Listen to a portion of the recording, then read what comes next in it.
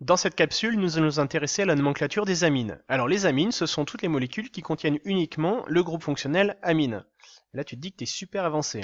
Alors en fait, ce groupe fonctionnel, c'est quand on a un atome d'azote qui est lié à une chaîne carbonée. Cette chaîne carbonée, pour la nommer, on va s'appuyer sur la nomenclature des alcanes.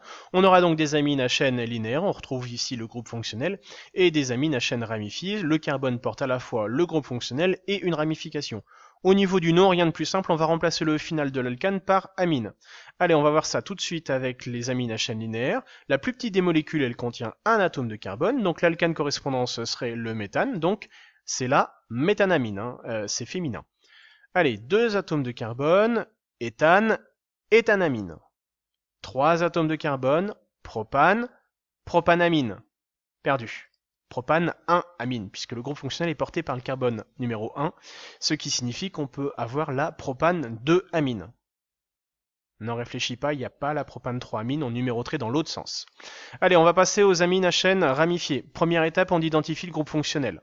Il est ici. Ensuite, on trouve la chaîne principale qui porte le groupe amine, donc la chaîne la plus longue. On va compter le nombre d'atomes de carbone, 1, 2, 3. C'est donc la propanamine.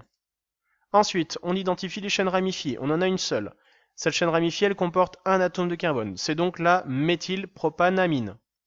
Ensuite, on va numéroter la chaîne dans les deux sens, 1, 2, 3, 1, 2, 3. Et là, on va faire en sorte que le carbone qui porte le groupe fonctionnel est le plus petit numéro. Donc là, il y a égalité entre les deux numérotations.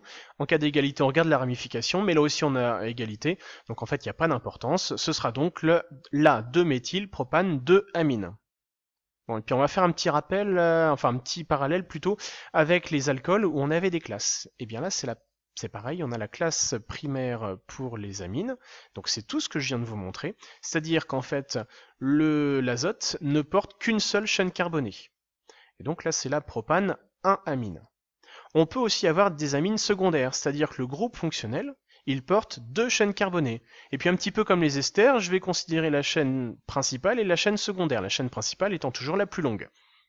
Donc là, au niveau du nom, on va commencer par indiquer la chaîne secondaire, N-méthyle, pour dire qu'il est porté par l'azote, on a un seul atome de carbone. Ensuite, on place la chaîne principale, éthane, 1-amine, le 1 étant facultatif, mais je vous l'ai mis quand même. Et puis on va avoir les amines tertiaires, c'est-à-dire que le groupe fonctionnel, il porte 3 chaînes carbonées. Elles sont toutes les 3 identiques, j'en ai choisi une au hasard comme étant la principale, et donc là c'est la NN-diméthyle, méthane 1-amine. Là aussi le 1 est facultatif. Bon ben voilà, je pense que maintenant vous êtes au top au niveau de cette nomenclature. À bientôt!